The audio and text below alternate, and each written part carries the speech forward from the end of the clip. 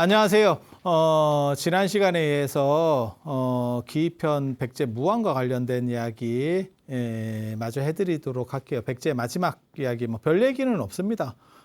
백제 무왕이 얼마나 이렇게 전투나 이런 거를 많이 했으면 무왕이라는 시호를 받았겠나라는 정도 생각을 해볼 수 있고, 그리고 왜 무왕은 앉아있지 못하고 계속 전쟁을 해야 됐는가? 그거는 왕위 정통성의 문제를 극복하기 위해서 라고 보시면 되고, 그리고 얼마 전에 제가 이런 영상들을 보니까 측천무나 이런 사람들이 정치를 잘못했다 이렇게 말하는 사람들이 있더라고요. 정치 되게 잘했습니다.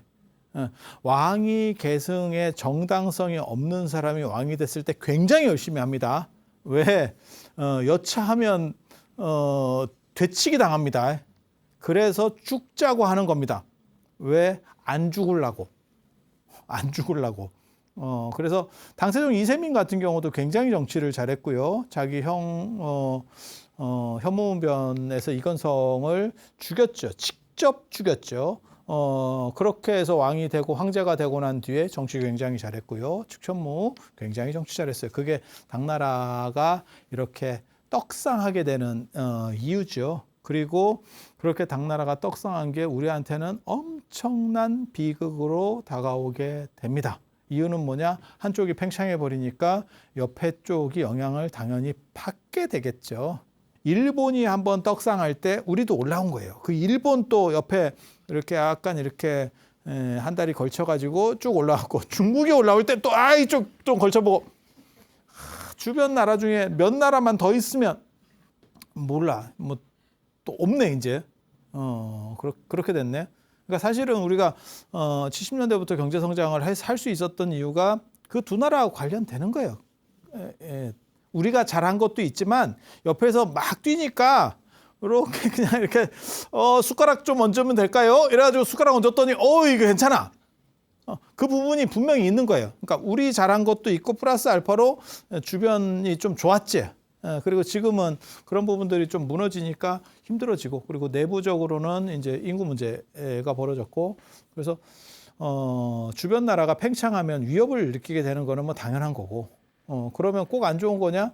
꼭 그런 것도 아니에요. 그게 나중에 이제 통일신라가 경주가 뭐 100만 인구의 도시에다가 전 세계 10대 도시에 어쩌고 말을 하는 이유가 당나라 버프를 또 받은 거죠. 당나라가 전 세계 최강 국가로다가 떡상을 하고 장안과 그 수도권 인구가 200만을 찍어버리니까 우리도 그럼 난가 이제 이렇게 가는 거거든요.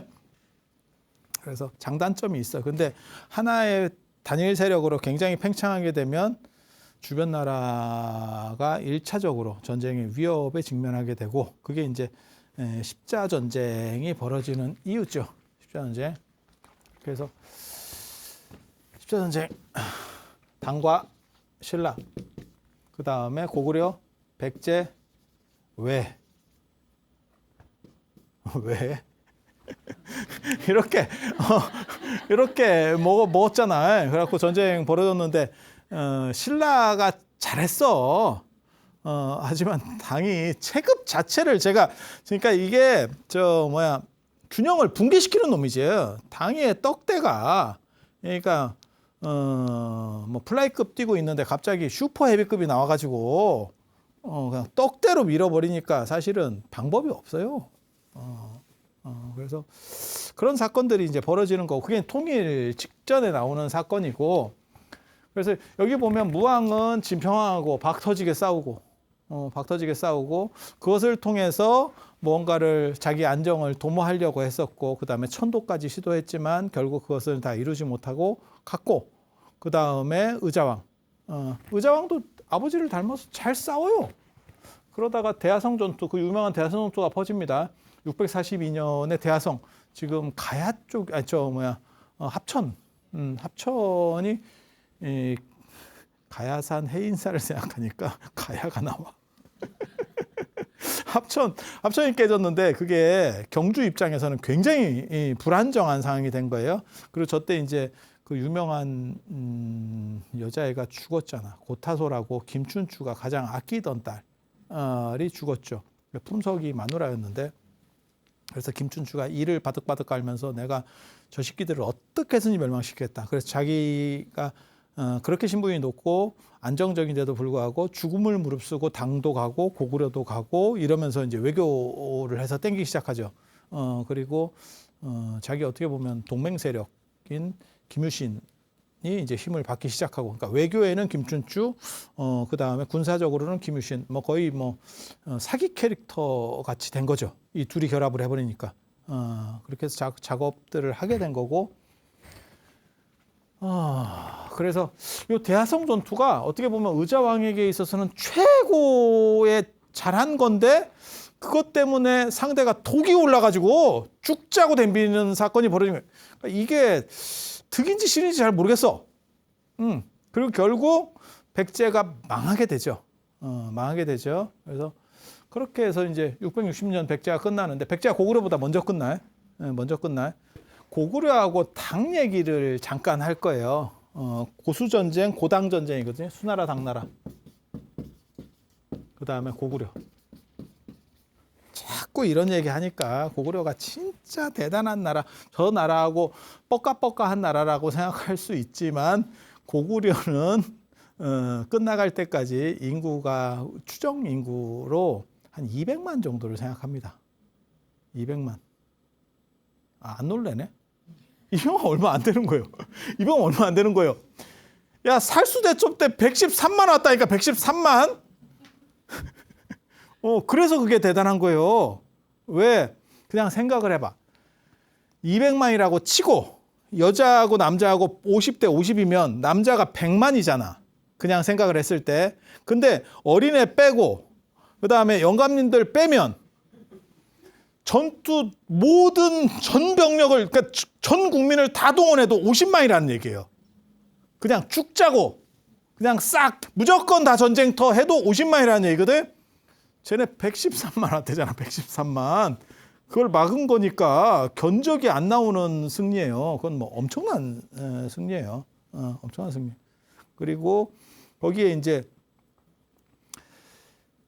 수나라 같은 나라는 수나라, 당나라부터 중국 전체 랭킹 1위로 올라오는 나라예요. 그러니까 전 세계 랭킹 1위가, 제가 계속 똑같은 얘기를 해드리지만 로마를 절대 못 이겼습니다. 중국은.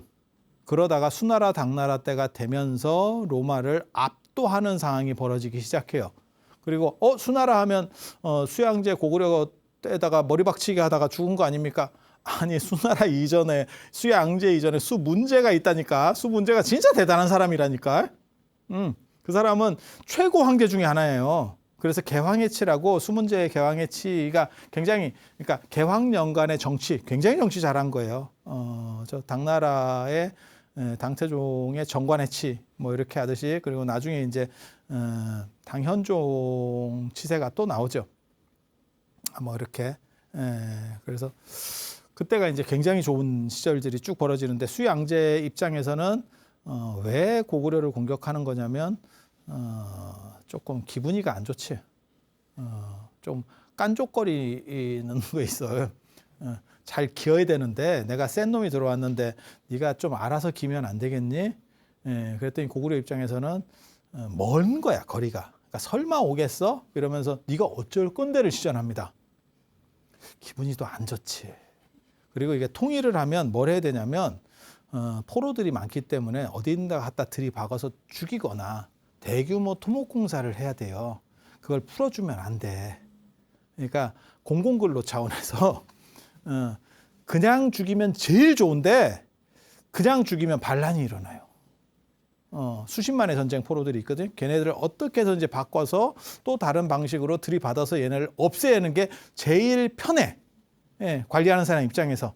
조금만 관리가 잘 안 되면 얘네들이 작당을 해갖고 또 반란을 일으켜요. 그래서 어딘가에 들여받는 선택을 하는 거예요. 그래서 봤더니 고구려. 그렇게 해서 고구려를 열심히 들여받았는데, 들여받다가 이제 결국은 지가 죽었다가 답이에요. 우리가 다 아는 답. 그리고 그 과정에서 113만이 한번 움직이는 거죠. 군대가 앞에서 출발을 하고 맨 뒤에가 이렇게 출발할 때까지 거리가 380km래. 377km 정도가 된다는 거예요. 한 380km. 380km면 어느 정도나 될까? 서울에서 부산까지는 안 되고 대구는 넘을 것 같은데? 예, 대구는 넘을 것 같은데? 예, 그죠? 그렇게 간다는 거예요. 이거 되게 재밌어. 그래서 이게 출발하는데 앞에 출발했어요를 기다리고도 한참 자야, 며칠을 자야 내가 가. 이런 군대야. 이거 굉장히 재밌어. 그래서 이렇게 해서 일로 들어왔을 때 어디다 들이박냐면 그게 요동성이에요. 이 성들이 이렇게 여기가 이제 요하라고 하는 강이 있는 거고, 요하의 동쪽에 따라서 요 동해, 그게 고구려 영토. 요 선은 이제 중국 영토라고 보시면 돼요. 보통 이제 천연적인 이런 지형 아니면 산맥 이런 걸로 예전에는 많이 갈리거든요.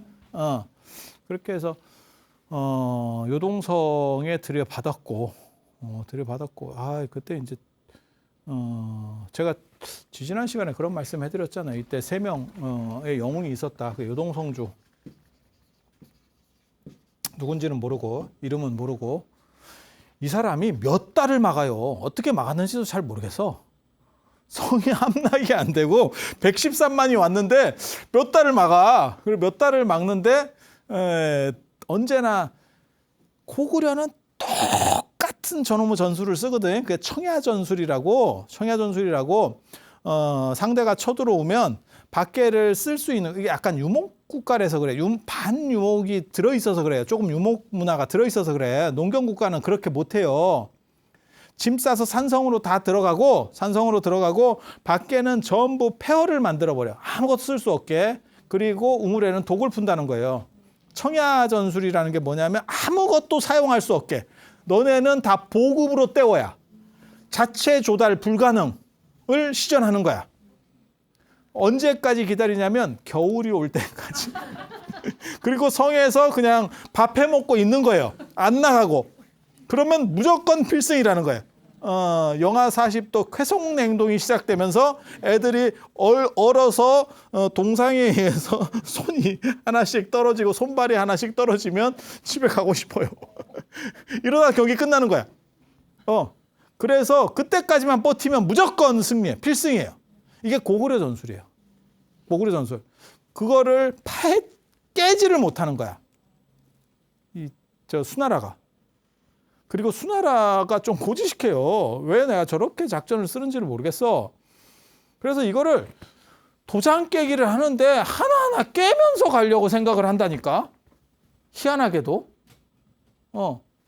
그래서 113만을 했을 때 3명의 영웅, 요동성주 1명, 그 다음에 을지문덕, 그 다음에 고건무, 이게 3명이고, 그 다음에 여기에 이제 1명이 플러스 알파로 더 들어가야 돼요. 사실은 적군인데 얘 때문에 이겼어. 네오와. 이 굉장히 고마운 분이에요. 세상에 이런 분이 있나, 이런 은인이 있나 싶을 정도로 대단한 분입니다. 수양지의 최고 측근. 최고 측근. 저놈이 판단만 조금 잘못했으면 고구려 넘어갔습니다. 고구려 넘어갔습니다. 근데 이 사람이 판단을 잘 해주시는 바람에 고구려가 이제 복이 있었던 거죠. 그래서 결국 승리하는데, 여기서 희한하게도 이제 당나라 때는 요 안시성에서 이제 사건이 벌어지는 거고, 당세종이 안시성에서 절단이 나는 거고, 그다음에 요동성에서 몇 달을 들이박으니까 사람이 불안한 거지. 야, 이거 겨울 또 오는 거 아니야? 쾌속냉동 시절이 오기 시작하는데, 그러니까 뭐라고 판단하냐면 별동대 30만. 그것도 재밌어. 별동대가 뭔 30만이야. 야, 주력 부대가 30만도 엄청난 거라니까. 근데 추린애가 30만이라는 거잖아. 그리고 30만을 보냈는데 보급이 안 되니까, 이게 청야전 때문에 보급이 안 되니까 그거를 보통 그렇게 생각을 합니다. 아마 을지문덕이나 이런 사람이 다 쓸어놨을 거다. 요동성 쪽 말고도 다 쓸어놨을 거다 이렇게 생각해. 그 별동부대 30만에게 완전군장을 시키고 식량을 줬대잖아. 어디까지 들어가는 평양을 깨면 수도를 깨면 되니까 수도를 깨는 정도까지의 식량을 줬잖아. 그랬더니 매 보니까 한 5, 60km 나가는가 봐. 이게 먹을 쌀을 다 짊어지고 가야 되니까. 그러니까 이게 죽겠지. 죽겠지. 이렇게 해서 그 별동대를 가지고 수도를 깬다. 왕만 잡으면 된다는 거지. 아니, 가능한 얘기잖아. 그러니까 이게 똑같은 생각을 하는 거예요. 전쟁에서 그냥 밑에를 치고 쭉 갈 거냐, 안 그러면 그냥 바람같이 가서. 근데 그 방식이 제가 보기에는 맞는 거예요. 그래서 여기서 들이받다가 30만의 별동대로 평양으로 내려가는 거고, 이거를 아마 을지문덕이 어느 정도 이상은 여기를 또 깨끗이 청소를 해놨을 거다. 그런데 한 50km 들고 가려니까 너무 힘드니까 자꾸 쌀을 버렸대. 이 미친놈들이. 이 얘기는 뭐냐면 쌀을 버리면 무슨 일이 벌어지냐. 가서 딱 한타 싸움만 할 수 있는 거야. 그 한타 싸움에서 지면 문제는 굶어 죽어. 이건 굶어. 거의 신입의 탄금대 전투지.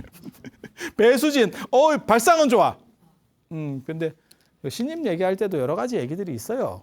왜 저게 미친 짓이냐라고 비판하는 사람도 있는가 하면 그때 너무 오합지졸이라서 도망가게 냅두면 감당이 안 된다는. 그래서 도망 못 가게 아예 배수진을 쳤다는 거예요. 도망가면 죽게.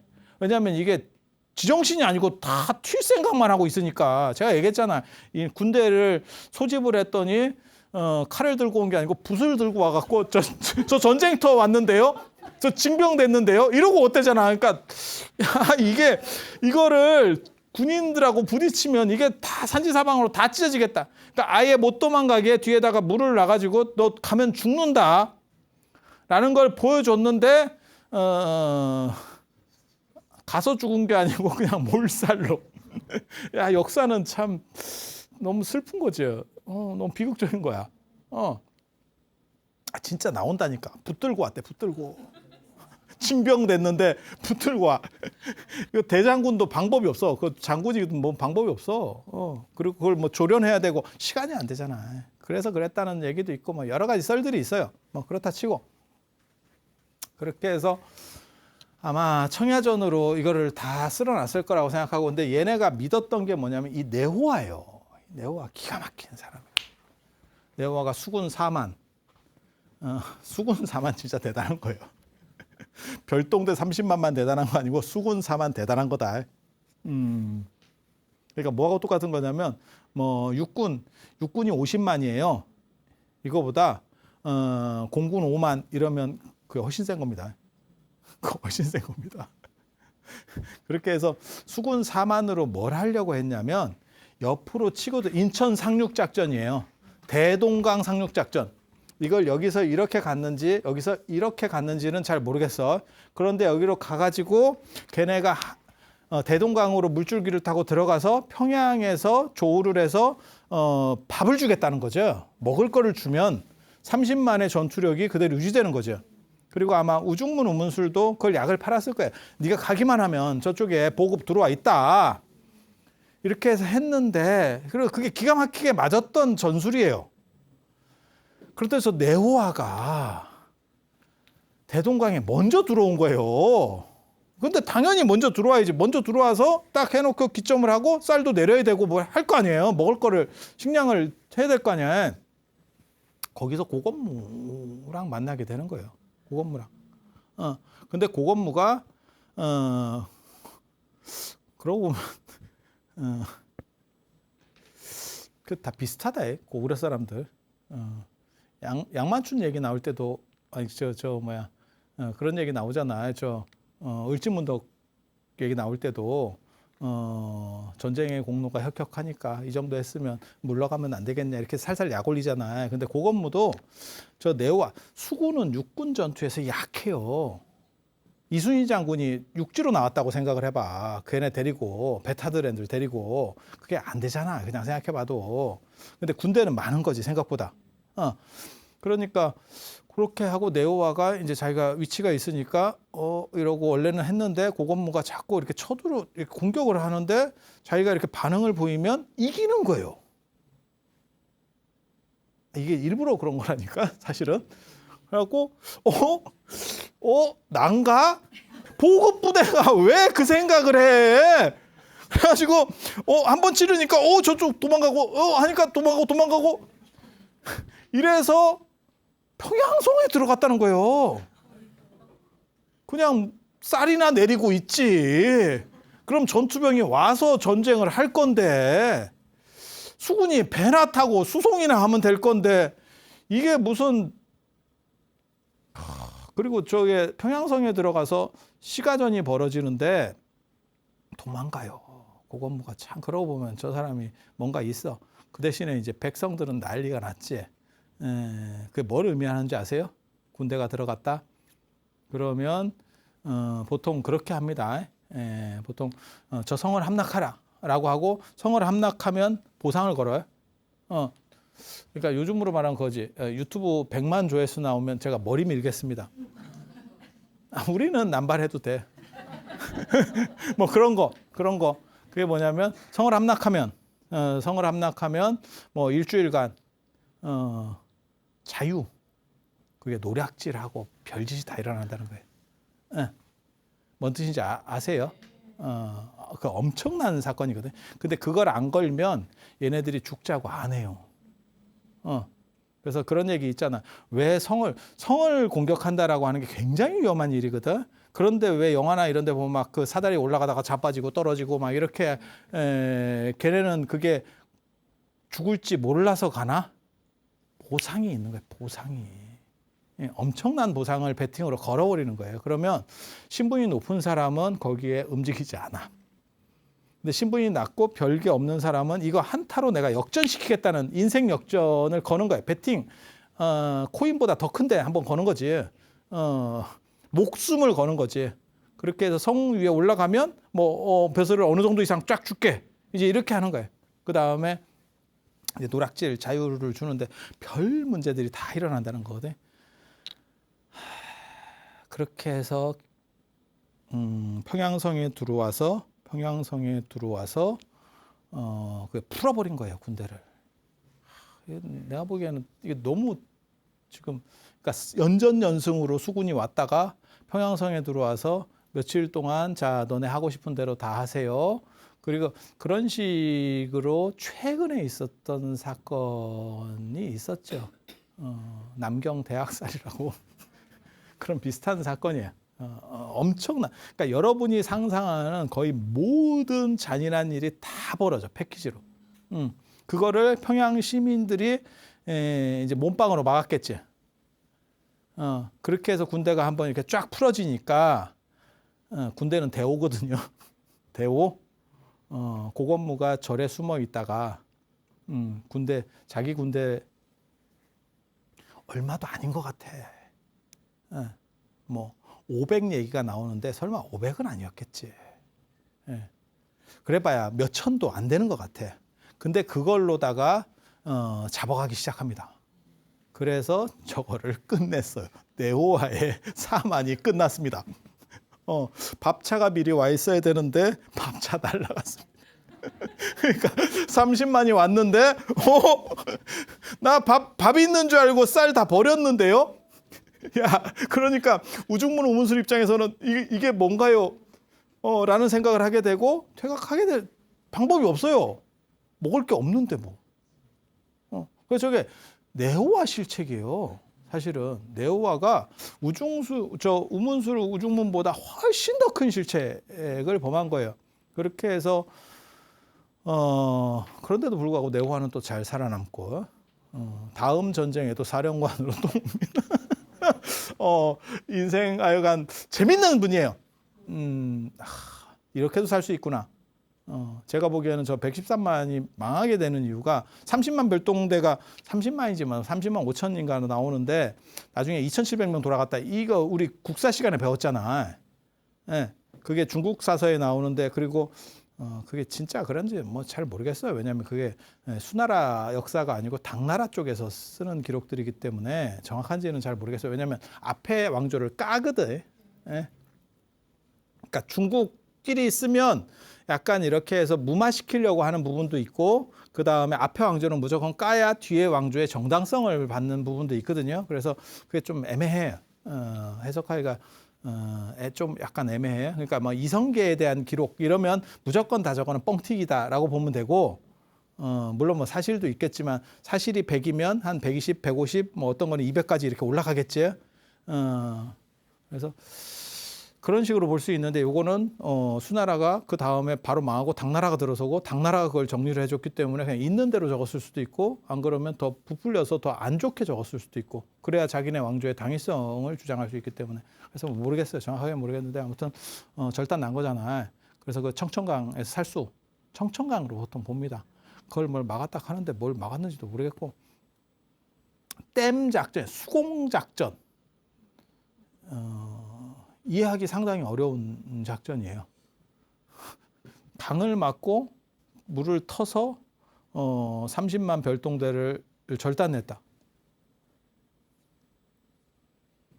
그거 불가능한 얘기입니다. 아무리 도망가는 상황이라도 군대는 척후가 있다니까. 그래서 그냥 이렇게 우리 소풍 가듯이 어쩌고저쩌고 가다가 물 이래갖고 야, 그건 아니야. 그게 뭔가가 스토리는 분명히 있었을 거야. 그러니까 굶주린 상황에서 도망가다가 강을 건너게 되면 갑옷이나 이런 게 다 젖어요. 그래서 동작이 느려지고, 언제나 전술에서 늘상 나오는 게 전쟁 병법서나 이런 게 나올 때 강을 건널 때 공격하라는 거거든. 그러면 양쪽이 쪼개지고. 생각을 해봐. 그냥 지휘가 힘들지. 강 양쪽에서 지휘한다는 게 쉽지가 않잖아. 그리고 이게 옷이 다 젖으면 아무래도 이게 빠릇빠릇하게 못 움직이지. 네. 그래서 그런 것들이 복합적으로 작용했을 거라는 생각은 분명히 하는데, 물막이로 해가지고 물을 올렸더니 싹 이런 거 믿으면 약간 아직도 여러분이 천진한 겁니다. 그렇게는 안 돼. 야, 그거 전쟁을 너무 우습게 보는 거야. 군대 가본 남자면 가능한가 이 생각을 해야 돼. 여자분들은 몰라. 그냥 그러니까 그게 중심 메인 그 어떻게 보면 살수랑 관련돼서 메인으로 대규모 학살이 벌어지고 그걸로 인해서 산지사방 도망간 거는 맞는 것 같아. 근데 단순히 물막이로 해가지고 물 트고 댐 터뜨려서 한꺼번에 싹 했어요. 그리고 댐을 그렇게 막을 수도 없고, 그리고 그런 거 크게 뭘 공사하고 있으면 애들이 지나가다가 보지. 30만 명이 무슨 뭐 얘네는 장님이야? 그래서 아니 척후를 다 돌린다니까. 이게 상식으로 생각을 해봐. 30만이 움직이고 군대고 쳐들어왔는데 주변에 그걸 안 돌릴 것 같아요. 계속 항공모함 움직이면 옆에 호위 그 배들 돌아가듯이 돌아가고 있는 거예요. 계속. 그래서 결국은 그러니까는 을지문덕만 이름을 남게 되는 재밌는 사건이에요. 그러니까 요동성주가 힘을 빼고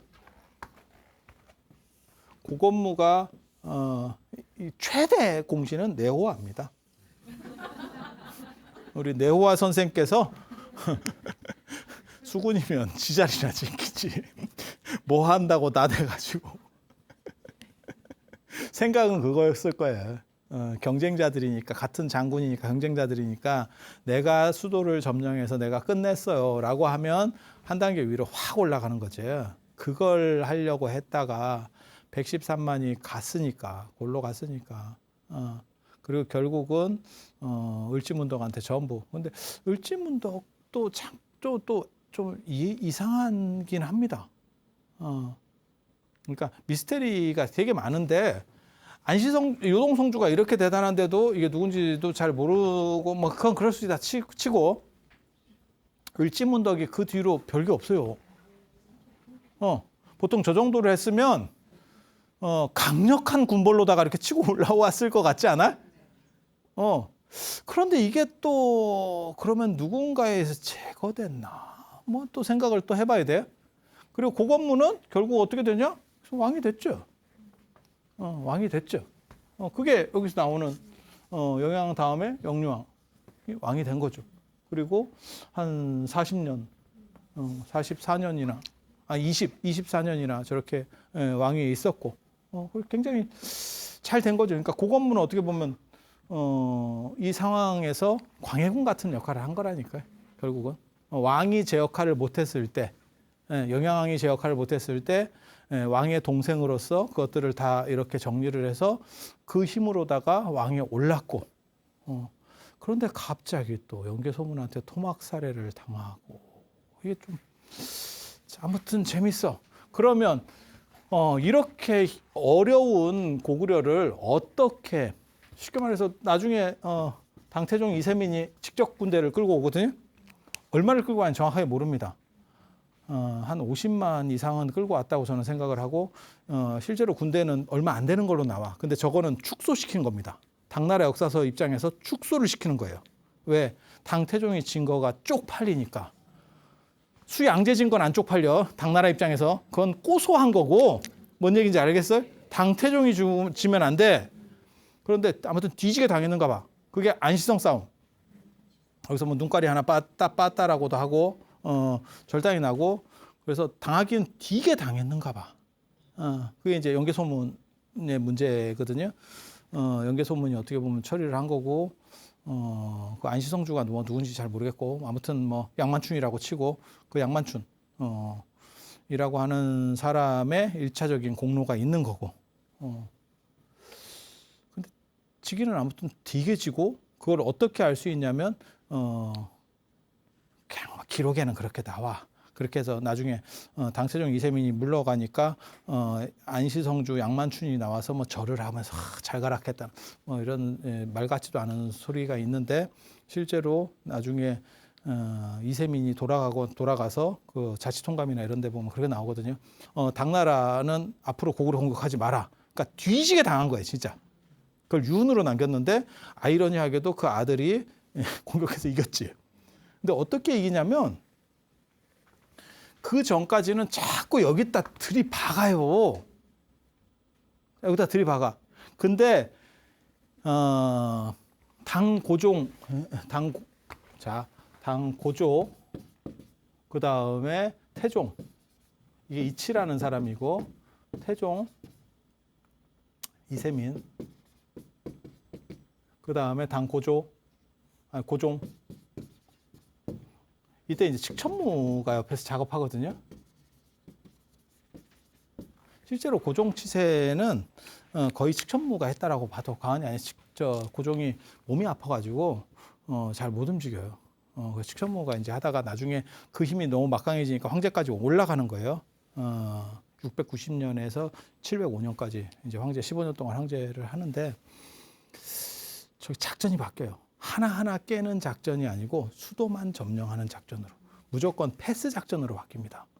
그렇게 해서 수군을 동원해서 맨 처음에 깨는 거는 백제 먼저 깨고 고구려가 쉽지 않다라고 본 거예요. 그래서 백제 먼저를 깨고 그때 이제 의자왕도 설마 바다 건너서 주력군이 오겠냐라고 생각을 해요. 그래서 고구려가 1차로 막을 건데 전방에 고구려가 있는데 고구려 깨지고 우리한테 오겠지. 그리고 고구려가 힘 다 빼면 뭐라고 생각한 거냐면 마치 우리가 태풍 보는 거하고 똑같지. 어차피 일본 거치면서 어느 정도 힘 빠져서 오겠지. 이런 생각을 했는데 다이렉트로 왔다는 거 아니야 지금. 그리고 의자왕이 막판에 약간 방종해진 것 같아. 근데 그건 어쩔 수가 없는 것 같아. 재위기간이 긴 사람들이 약간 뭐랄까 영웅심리에 취해. 견제 세력이 없어지면서. 그래서 성충이나 이런 사람들이 움직이지 못해요. 그러니까 힘 있는 진짜 대단한 사람들이 움직이지 못하는 상황들이 벌어지고 결국 의자왕은 끝났고 그 과정에서 아시다시피 삼천국령 그리고 고구려는 영계소문 때문에 좀 더 버티지. 영계소문이 정치를 잘한 이유는 뭘까? 군사적으로 저렇게 잘한 이유는 뭘까? 무왕하고 똑같아요. 제대로 된 계승자가 아니죠.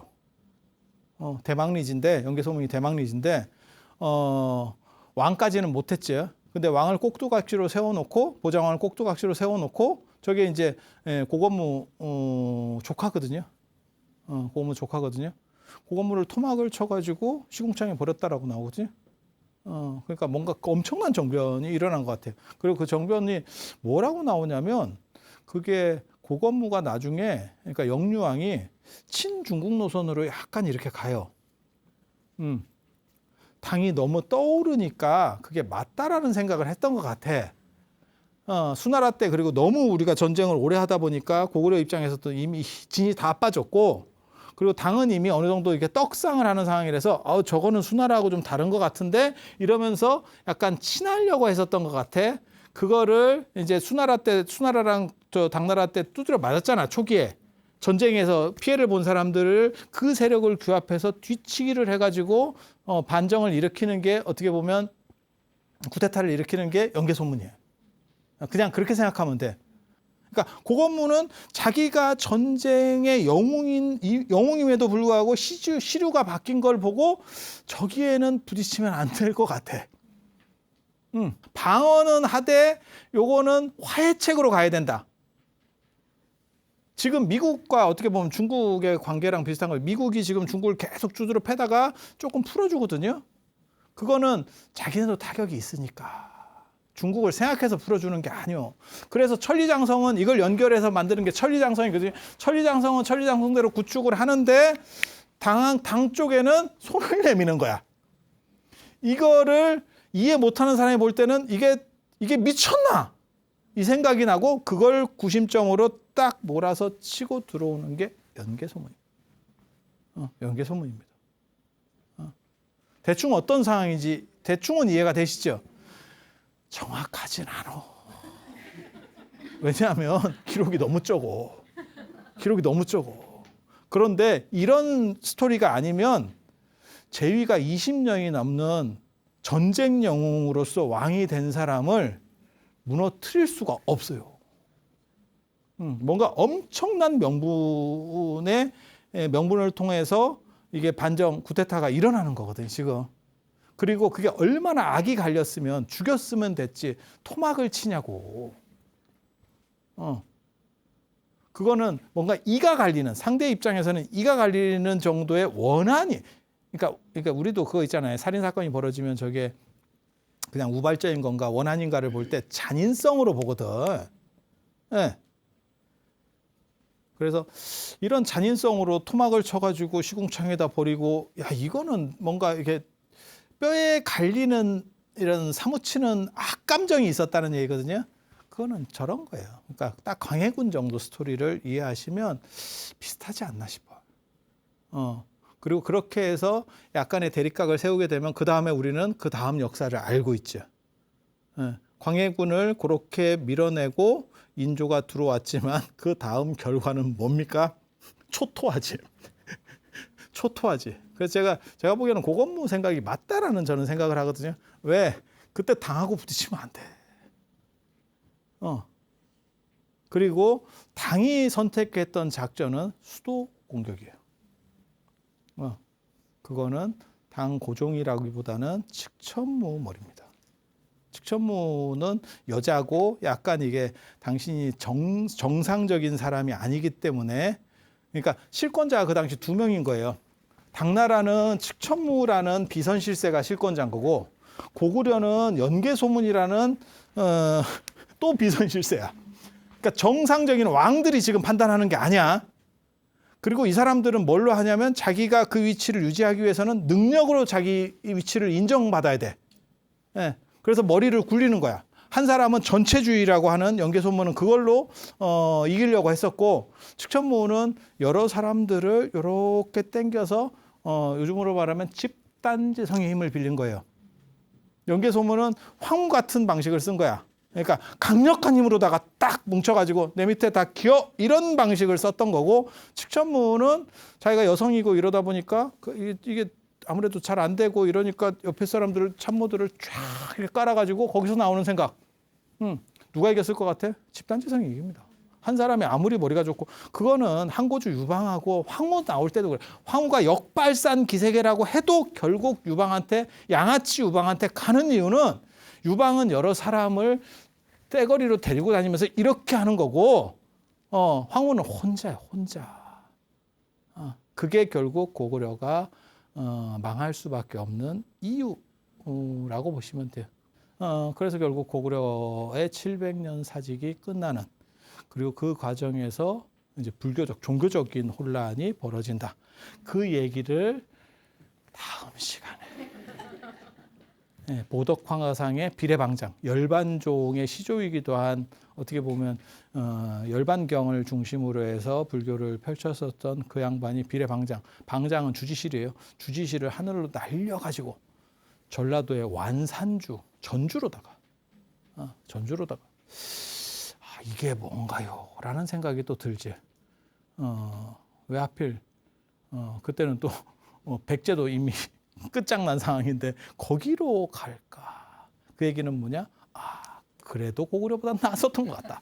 뭔가 엄청난 스토리가 또 있겠다라는 생각을 추정해 볼 수 있죠. 그 얘기를 제가 다음 시간에 해드릴 수 있도록 그렇게 하겠습니다. 자, 들어서 감사합니다.